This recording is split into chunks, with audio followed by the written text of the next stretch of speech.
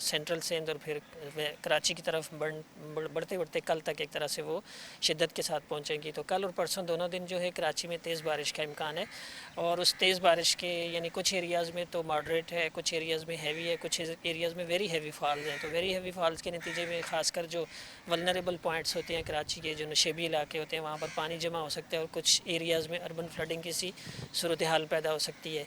इसी तरह जो सिंध के दूसरे अज़ला हैं, नवाबशाह, सखर, लाड़काना, जैकोबाद, दादूश, कंबर, शदाद कोट वगैरह, उन अज़ला में भी तेज़ बारिश मुतवक्की है अगले 2 से 3 दिन तक। यानी ये स्पेल 18 तारीख की रात गए तक या 19 की सुबह तक चलेगा।